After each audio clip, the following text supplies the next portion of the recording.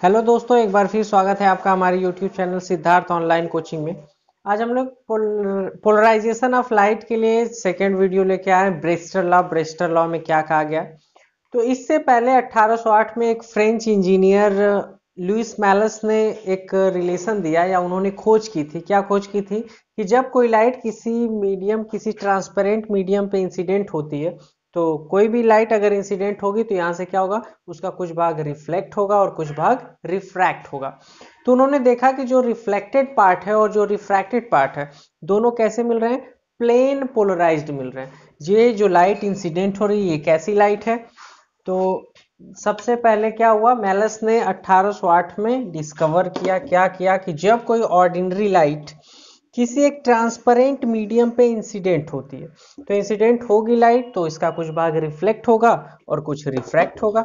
तो देख लेते हैं, ये हो गया रिफ्लेक्टेड पार्ट और ये फिर हो गया रिफ्रैक्टेड। तो रिफ्रैक्ट हुआ, मान लिया गया ये एयर से इस ट्रांसपेरेंट मीडियम में जा रहा है, ये हो गया एयर, ये हो गया मीडियम, ग्लास मान लिया गया, ये ग्लास बना दिया गया इस टाइप से। ये पूरा मीडियम हो गया ग्लास।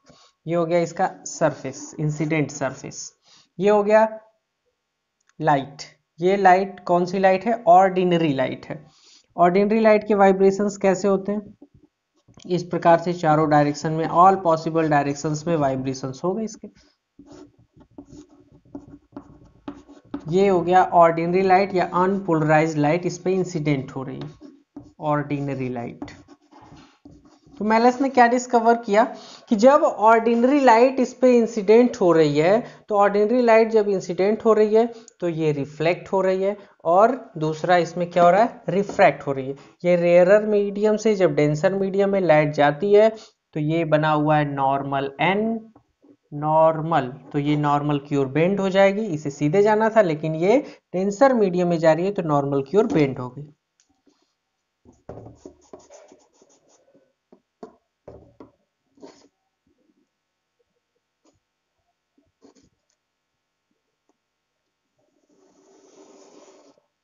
इसे ऐसे सीधे जाना था लेकिन ये क्या हुई, नॉर्मल की ओर बेंड हो गई। तो नॉर्मल की ओर ये बेंड हो गई, ये हो गई रिफ्रैक्टेड रे। एंगल ऑफ रिफ्रैक्शन हो गया आर।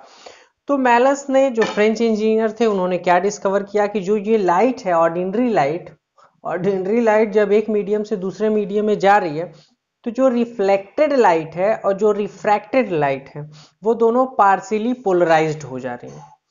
लेकिन ब्रेस्टर ने क्या किया, ब्रेस्टर ने 1811 में, 3 साल बाद, एक और इसमें चीज ऐड की कि एक पर्टिकुलर एंगल है, एक पर्टिकुलर एंगल पे जब ये लाइट इंसिडेंट हो रही है तो जो रिफ्लेक्टेड लाइट है वो हो जा रही है कंप्लीटली पोलराइज्ड या कंप्लीटली प्लेन पोलराइज्ड लाइट, जिसके वाइब्रेशंस प्लेन के परपेंडिकुलर, प्लेन ऐसे हो गया, इसके परपेंडिकुलर है। तो जिस एंगल पे ये घटना घट रही है, कौन सी घटना, जब जो रिफ्लेक्टेड वेव है, रिफ्लेक्टेड बीम है, वो कंप्लीटली पोलराइज्ड लाइट हो रही है, उस एंगल को कहा गया एंगल ऑफ इंसिडेंस, और या फिर एंगल ऑफ पोलराइजेशन। उस इंसिडेंस एंगल को कहा गया एंगल ऑफ पोलराइजेशन, जिसे आईपी या फिर पी से रिप्रेजेंट किया गया। तो इसमें मतलब एंगल ऑफ पोलराइजेशन और ये ग्लास या जो भी मीडियम था उसका रिफ्रैक्टिव इंडेक्स, इन दोनों के बीच में एक मैथमेटिकल रिलेशन दिया ब्रेस्टर ने, जिसे कहा जाता है ब्रेस्टर्स लॉ, जो इन्होंने कहा है mu is equal to tan p, या कहीं कहीं ये लिखा होगा mu is equal to tan ip, जहां पे ip जो है वो है एंगल ऑफ पोलराइजेशन। और ये कौन सा एंगल है, जब ऑर्डिनरी लाइट से जो लाइट रिफ्लेक्ट हो रही है वो है कंप्लीटली पोलराइज्ड लाइट। तो पूरी बात अगर फिर से करें तो 1808 में फ्रेंच इंजीनियर लुइस मैलस ने एक डिस्कवरी की, क्या किया इन्होंने कि जब कोई लाइट इंसिडेंट, ऑर्डिनरी लाइट या अनपोलराइज्ड लाइट किसी भी ट्रांसपेरेंट मीडियम पे इंसिडेंट हो रही है, तो इंसिडेंट होने के साथ ही क्या हो रही है, ये पार्शियली पोलराइज्ड हो जा रही है। जो ये रिफ्लेक्टेड रे है और जो रिफ्रैक्टेड रे है, ये क्या हो जा रही है, पार्शियली पोलराइज्ड हो जा रही है। लेकिन ब्रेस्टर ने 1811 में इसमें क्या ऐड किया कि अगर ये किसी particular angle of polarization I P या पी पे इंसिडेंस हो, तो जो ये रिफ्लेक्टेड रे है वो कैसी हो जा रही है, कंप्लीटली पोलराइज्ड हो जा रही है। तो और ये क्या हो रही है, तो ये हो जाए, तो जिस भी एंगल पे ये कंप्लीटली पोलराइज्ड हो जा रही है उसे ही कहा गया एंगल ऑफ पोलराइजेशन। और इस एंगल ऑफ पोलराइजेशन और रिफ्रैक्टिव इंडेक्स के बीच में एक रिलेशन दिया गया जिसे ब्रेस्टर लॉ कहा गया, यही है। तो म्यू इज इक्वल टू है ये tan p। पूरी बात जो लिखे हैं, जो आपको एग्जाम में लिखना है, क्या लिखना है, इन 1808 Malus discovered that when ordinary light is incident on a transparent medium, reflected and refracted beam become partially plane polarized। दोनों partially plane polarized हो गए, लेकिन एक पर्टिकुलर एंगल की बात करें, for a particular angle of incidence, जिसे क्या कहा गया है, known as angle of polarization IP या फिर P। तो इसी पर्टिकुलर एंगल के लिए the reflected beam becomes completely plane polarize. जो ये रिफ्लेक्टेड बीम है कौन सी है, ये है रिफ्लेक्टेड बीम, रिफ्लेक्टेड बीम। तो रिफ्लेक्टेड बीम ये कंप्लीटली प्लेन पोलराइज है, जिसके वाइब्रेशंस जो है प्लेन पोलराइज के ऐसे वाइब्रेशंस बना सकते हैं, या दूसरा इसके डायरेक्ट प्लेन के परपेंडिकुलर बना सकते हैं। तो यहाँ पे देखा जाए तो प्लेन के परपेंडिकुलर ये इस प्रकार से बना दिया गया।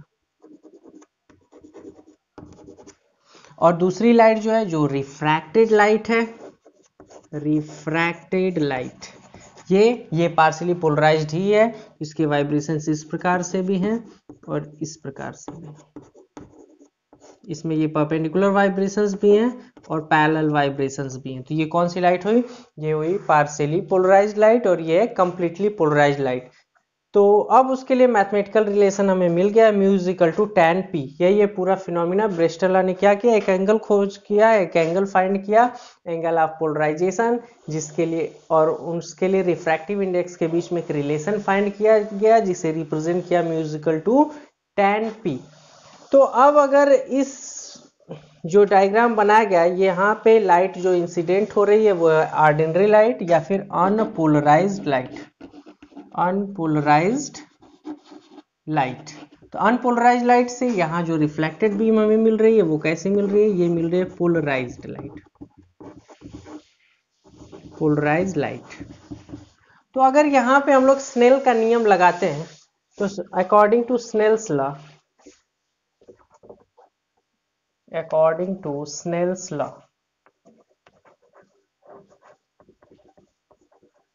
क्या कहा गया, mu is equal to sine I upon sine r. ये पढ़े, जहां आई एंगल ऑफ इंसिडेंस और आर एंगल ऑफ रिफ्रैक्शन। तो एंगल ऑफ रिफ्रैक्शन ये आर होता है, ये होता है एंगल ऑफ इंसिडेंस आई। तो यहाँ पर जो एंगल ऑफ इंसिडेंस है वो है एंगल ऑफ पोलराइजेशन। तो ये एक्सप्रेशन हो गया साइन आई की जगह एंगल ऑफ इंसिडेंस की जगह क्या है, angle of polarization sine P. Sine I P भी लिखा जा सकता है, कहीं कहीं बुक में दिया होगा, अपॉन साइन आर के लिए ये केवल यही है साइन आर। ये हो गया इक्वेशन नंबर 1। अब दूसरा इक्वेशन हम लोग लिख सकते हैं किसके अकॉर्डिंग, फ्रॉम बेस्टर्स लॉ या बाय बेस्टर्स लॉ।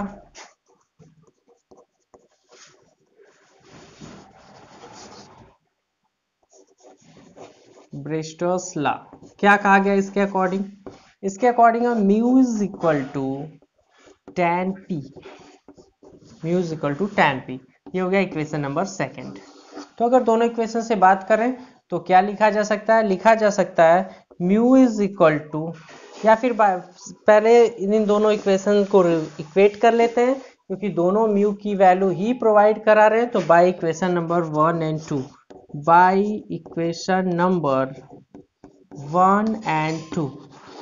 तो इक्वेशन नंबर 1 एंड 2 से बात करें तो क्या हुआ, म्यू की वैल्यू है sine P upon sine r. तो लिख दिए sine P upon sine r.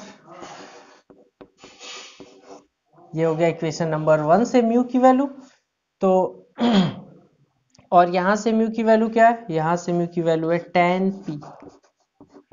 तो म्यू की ये भी वैल्यू, म्यू की ये भी वैल्यू, दोनों वैल्यू इक्वल हो गई। तो sine p upon sine r is equal to हो गया tan p।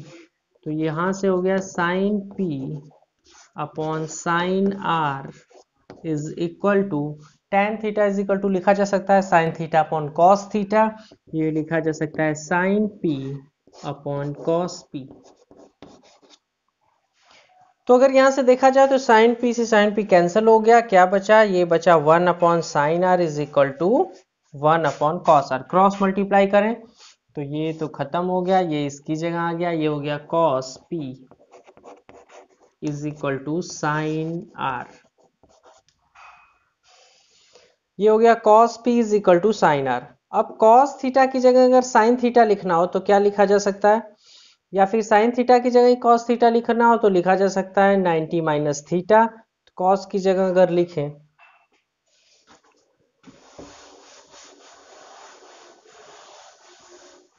तो cos थीटा की जगह लिखा जा सकता है साइन 90 माइनस थीटा, तो cos p की जगह लिख दे साइन 90 माइनस p। तो अगर ये लिखें तो साइन 90 माइनस p क्या हुआ, ये था cos p is equal to sine r। तो cos थीटा की जगह लिखा जा सकता है साइन 90 माइनस थीटा, तो cos p की जगह लिख दिए साइन 90 माइनस p। अब इधर क्या है, is equal to sine r, तो इज इक्वल टू हो गया साइन r। अब यहां से देखें तो इक्वेट करें तो मिल गया हमें 90 minus p is equal to r। यहां से मिलेगा 90 is equal to p plus r। क्या मिला हमें, एंगल ऑफ पोलराइजेशन और रिफ्रैक्शन एंगल दोनों का सम कितना आया 90 डिग्री। मतलब ये और ये इन दोनों का सम अगर 90 डिग्री है तो ये देखा जाए तो ये लाइन नॉर्मल है, नॉर्मल मतलब पूरा 180। अगर ये और ये दोनों मिला के 90 है तो ये जो बच रहा है वो एंगल कितना है, ये 90। मतलब एक और निष्कर्ष यहाँ पे एक और कंक्लूजन निकला कि जो ये प्लेन पोलराइज्ड लाइट है या फिर कहें जो रिफ्लेक्टेड बीम है, जो रिफ्लेक्टेड बीम है, जो रिफ्रैक्टेड बीम है, दोनों कैसे हैं, दोनों हैं नॉर्मल टू ईच अदर। दोनों कैसे हैं, परपेंडिकुलर टू ईच अदर। दोनों एक दूसरे के बीच में कितना एंगल फॉर्म कर रहे हैं, 90 डिग्री का एंगल फॉर्म कर रहे हैं। यही पूरा ब्रेस्टर लॉ और इसके लिए एक्सप्रेशन। अब हम लोग करते हैं न्यूमेरिकल।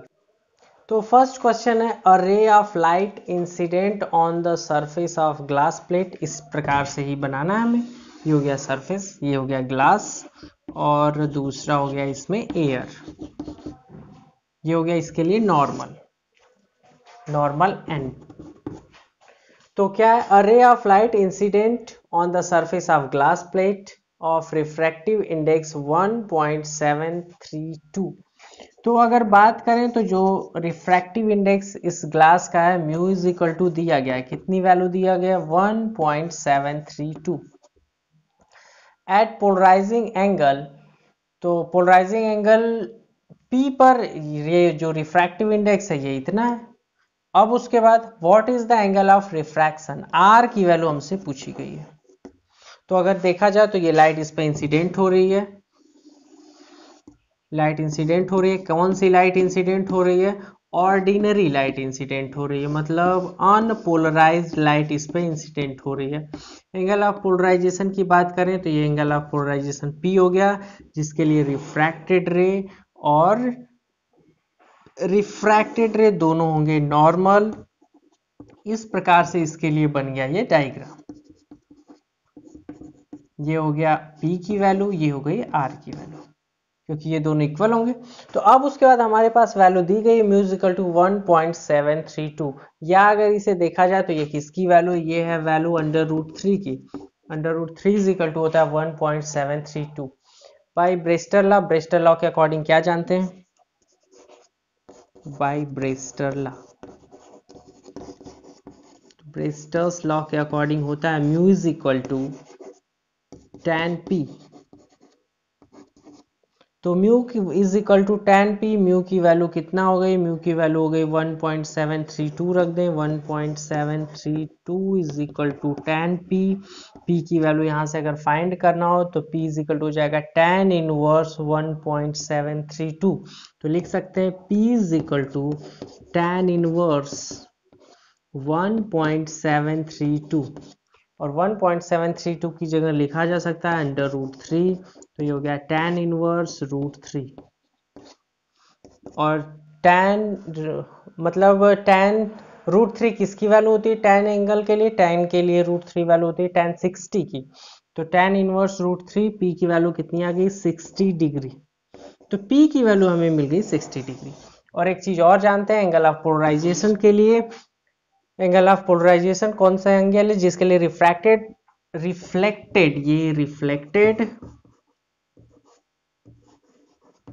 ये रिफ्लेक्टेड और ये रिफ्रैक्टेड, तो रिफ्लेक्टेड और रिफ्रैक्टेड 90 डिग्री होंगे। तो इसके लिए एक और एक्सप्रेशन अभी हम लोग प्रूफ किए थे, P plus R is equal to 90 degree. तो यहाँ से P की वैल्यू हमें मिल गई है, P की value 60 plus R is equal to 90 degree. R is equal to हो गया 90 माइनस 60 मतलब 30 डिग्री। तो एंगल ऑफ रिफ्रैक्शन की वैल्यू हमें मिल गई 30 डिग्री।